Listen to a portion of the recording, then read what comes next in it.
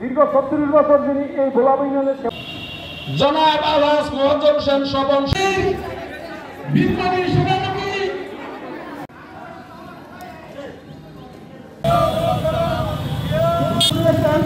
আজকের অনুষ্ঠানের মাননীয় প্রধানমন্ত্রী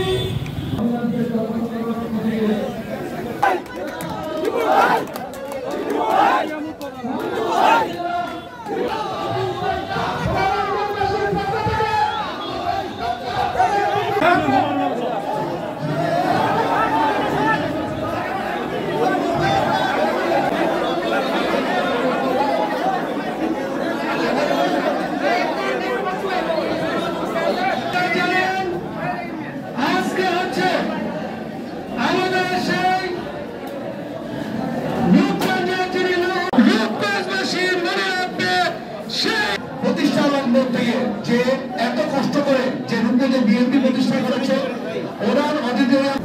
আসসালামু আলাইকুম। এখানে যারা প্রধান অতিথি, বিশেষ অতিথি এবং সামনে যারা আছেন ওনারা সবাইকে শুভেচ্ছা। আহ্বায়ক জনাব আমিনুল ইসলাম বীর স্লোগান করেছি আত্মাপুর থেকে টাকা চলে গেছে। ধন্যবাদ জানাচ্ছি। রহমানের 44তম শাহাদত বার্ষিকী বিএনপির বিপ্লবী সাধারণ সম্পাদককে দেশের মানুষের জন্য যা করে গেছেন, যে উন্নয়ন করে গেছেন, সেই উন্নয়নে কৃতি সন্তান মোস্তাফিজুর রহমান দিবুয়ের নেতৃত্বে আমরা সবসময় রূপগঞ্জের আগামী দিনের গর্ব, আগামী দিনের সংসদ সদস্য জনাব মুস্তাফিজুর রহমান ভূঁইয়া। ইভেন যারা যারা আমাদের সাথে এসেছেন সবাইকে আসসালামু আলাইকুম। ওনার অল্প সময় উনি এই দেশকে যেভাবে করে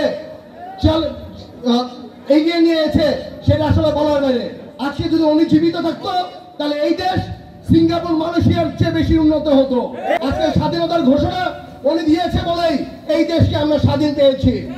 আজকে এরকম একটি লোকের রাজনীতি করতে পেরে আমরা যারা আছি আমরা সবাই আমরা গর্ব ফিল করি যে এরকম নীতিবান, এরকম সব লোকের রাজনীতি আমরা করতে পারছি।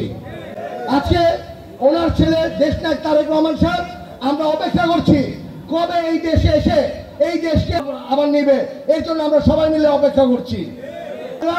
এই তত্ত্বাবধায়ক সরকারের জন্য আমি বলি যে আপনারা এসেছেন এই দেশের 17 বছর ধরে মানুষের অপেক্ষায় ছিল এই ভোট দেওয়ার জন্য। আপনারা এই ভোটের অধিকারটা কেড়ে নিয়ে আবার আমাদের রাজপথে নামানোর ব্যবস্থা করেন না।